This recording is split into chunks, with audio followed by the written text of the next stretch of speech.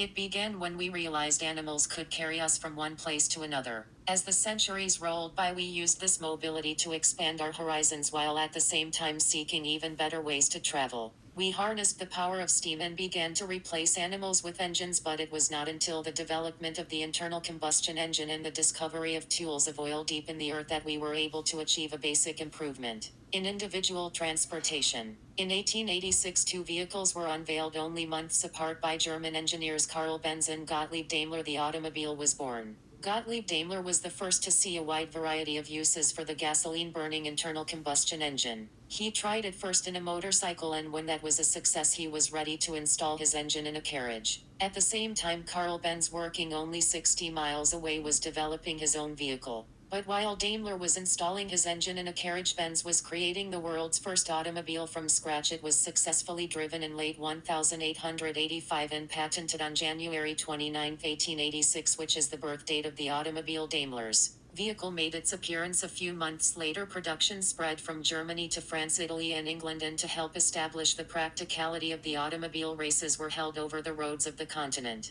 These roads have been used for many hundreds of years and were in relatively good condition, certainly much better than those in North America. The races attracted great numbers of spectators anxious to get their first look at the vehicles that would change their lives, but the automobile in Europe was still to a great extent a plaything for the wealthy, and would continue to be so until well into the 20th century. In the meantime, the automobile was taking quite a different road in the United States, where the introduction of the car came about through an 1888 agreement between Daimler and piano manufacturer William Steinway. But it was Charles Duryea, an Illinois bicycle manufacturer, who built the first American automobile. It made its appearance on September 20, 1893. 2 years later, he and his brother Frank established the first American company to manufacture automobiles. In 1896, a rather primitive vehicle appeared, one of the hundreds of home-built cars of the time. This one was made by an obscure Detroit electric company engineer named Henry Ford. Another of the many experimenting with cars was Ransom Olds, a Michigan engine manufacturer who understood the potential of the automobile. When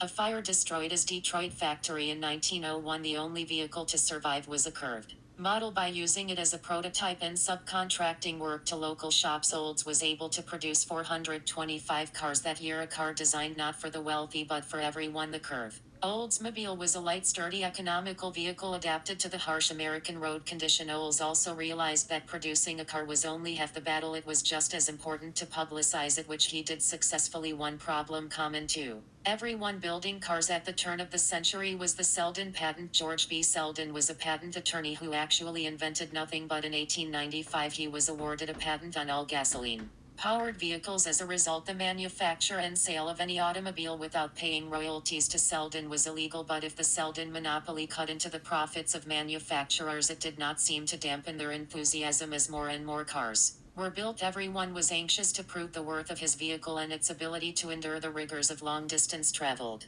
In 1901, Roy Chapin covered the 820 miles from Detroit to New York in 8 days. 2 years later, the first transcontinental trip was completed in 64 days. These and many other endurance runs provided millions with their first glimpse of an automobile. Spurred on by these long distance feats, car owners were attracted to the idea of the auto tour, and they set off in groups to explore the country. The first race held in the United States took place in Chicago in 1895, and racing continued to be an integral part of the automotive scene. The excitement of competition helped promote the car and gave many the urge to get behind the wheel themselves. A major change, however, did take place in racing as closed sources began to replace public roads and point races. Spectators were now able to watch an event from beginning to end. The Indianapolis Motor Speedway opened on August 19, 1909 and 99, so the birth of an American sporting institution, as the first Indianapolis 500 was run in 1911. Henry Ford won a final court victory over the Selden monopoly and could turn his full attention to building the car that would alter the face of the nation, the Model T. More than 15 million were built between 1908 and 1926 to keep up with demand. Ford refined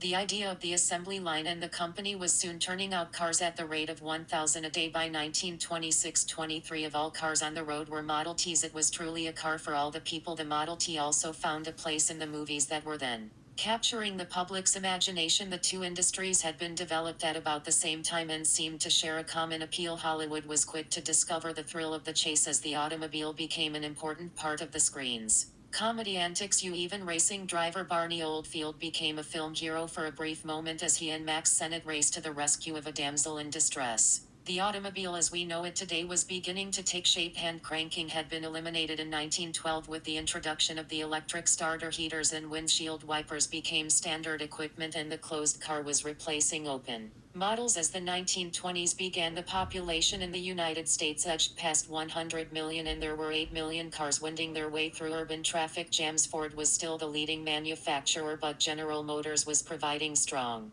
competition. General Motors came into being in 1908 as a result of the vision of Billy Durant, one of the more colorful figures in automotive history. Durant's dream was of an empire that would produce not a single universal car as in Ford's case, but a variety of cars, one, as he would say, for every person purpose. Beginning with his own Buick company, Durant acquired Oldsmobile, then Cadillac, and a dozen other car and truck builders, but great promoter that he was, Durant was an inconsistent businessman and was soon forced out of his financially troubled company. An equally unsuccessful second tenure at GM ended for Durant as the DuPont interest stepped in to bail out the company. Management was turned over to Alfred P. Sloan, whose business talents brought General Motors to the top of the industry. Walter Chrysler had left the Buick division of General Motors in 1919. He admired Sloan's organizational genius and became convinced the General Motors approach was the right one. Chrysler unveiled his own car in 1924 and with the acquisition of Dodge in 1928 was able to offer the range of cars he felt to be necessary if a company was to survive the changing tastes of the buyer. The last of the major American companies was in place as the decade rolled on. Cars were improving as were the bad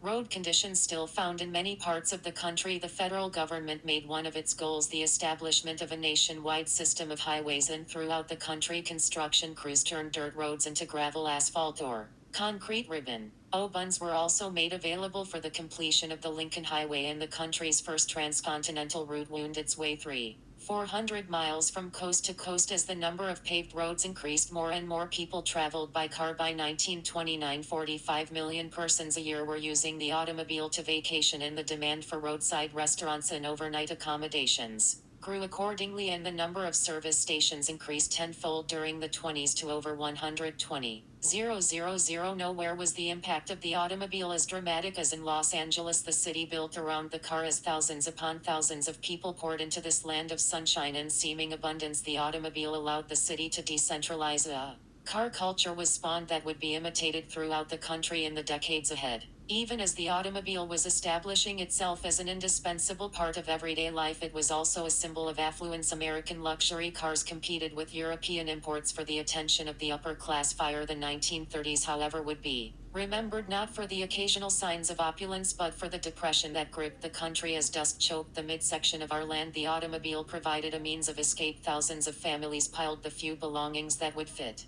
into their cars or trucks and headed west to a new life. In the 30s, cars outnumbered both telephones and bathtubs in the United States, leading humorist Will Rogers to observe, "But we are the first nation in the history of the world to go to the poorhouse in an automobile." In spite of the Depression, the 1930s also saw the mileage of paved roads more than double, and bridges and tunnels were the engineering marvels of the time. People watched as the George Washington Bridge spanned New York's Hudson River and became the world's longest suspension bridge. It would be followed by other equally imposing structures. The decade came to a close on a high note with the opening of the 1939 World's Fair. The automobile industry was well represented at the fair as it showed off the advances cars had made in the 30s. All steel bodies for added durability and safety, automatic transmissions for ease of driving, radios and air conditioning to increase comfort. The fair showed millions what wonders awaited them, but the hopes and the dreams would have to wait. But for what the future held was war. With the conflict already sweeping across Europe, we prepared for our inevitable involvement. When we did enter the conflict, automobile production ceased entirely as materials of war flowed off our assembly lines for the duration.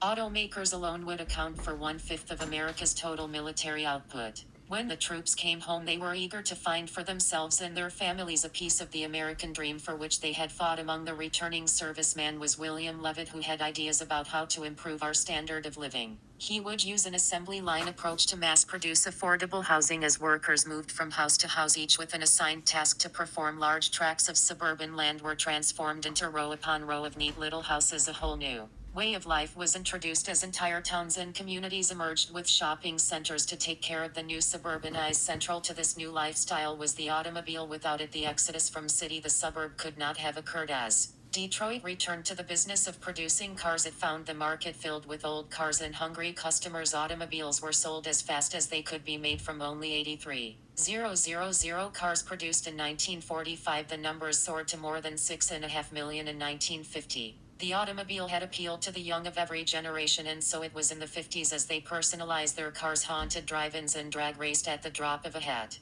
Racing of all kinds enjoyed popularity, from the Indianapolis 500 midget events at local track stock. Car racing especially underwent spectacular growth during this period as large crowds were drawn to tracks such as this one in Atlanta. But power was not the only thing that attracted buyers. Manufacturers turned to radical styling changes. Chrome and gadgetry the win their share of the market. It was a far cry from the basic black one model approach of Henry Ford, but a natural enough progression in the stylistic evolution of the automobile in the decades since the 1920s. The 1950s also saw the beginning of the interstate highway system, the largest single public works project in the history of man. Now 3 decades later, the system's 42,500 miles is virtually complete at a cost of over $100 billion. The impact of the interstate highway network has been enormous as arteries reached into every corner of the nation. Trucks replaced trains as the primary carrier of our goods. Cities were bypassed, and where highways met, new communities sprang up. Roadside services proliferated, and at highway entrances and exits, businesses took root.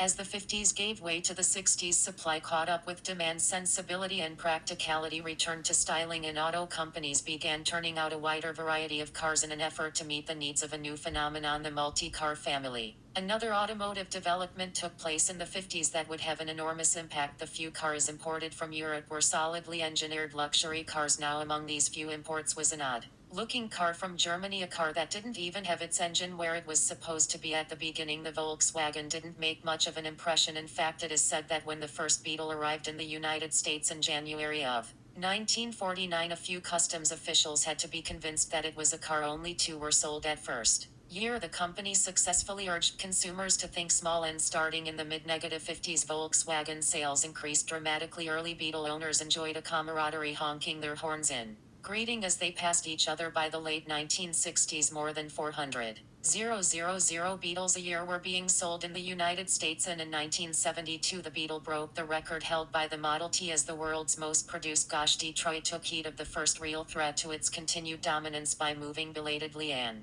somewhat reluctantly into the production of economical compact cars. But the problems faced by American manufacturers continued to mount. In the 1960s, critics led by Ralph Nader attacked the safety of automobiles as well as their negative impact on our environment. They took their causes to Congress, looking for government intervention and regulation. In 1973, a gasoline shortage hit the country, dealing Detroit another blow. As consumers waited on service station lines, they were forced to realize the automobile was using up the world's oil resources at an alarming rate. Some turned to the economy offered by diesel cars manufactured in Europe, where this technology had long been utilized. But for most economy-minded car buyers, the answer was to be found in Japanese imports. These cars increased American awareness of the quality workmanship in many of the foreign products and further eroded Detroit's preeminence. How serious was the effect of overseas production on the American industry? In 1960, imports accounted for 7.5% of the cars sold in the United States. In 1970, their market share was 15%, and by 1980 it was 27%. Over 2 million imported cars, most of them from Japan, are sold in the United States every year. And what can we look for in the automobiles? Second century. Has the revolution in individual transport begun by Carl Benz and Gottlieb Daimler reached its ultimate point? Not at all. There are many questions to be answered, many goals yet to be reached. Manufacturers around the world are utilizing computerization to improve engineering and design. Microprocessors keep cars within the bounds of fuel economy and emission standards while monitoring and controlling engine operation under all kinds of driving conditions. After centuries of trying, after 100 years of the automobile, we continue to seek still better, safer ways to get from place to place.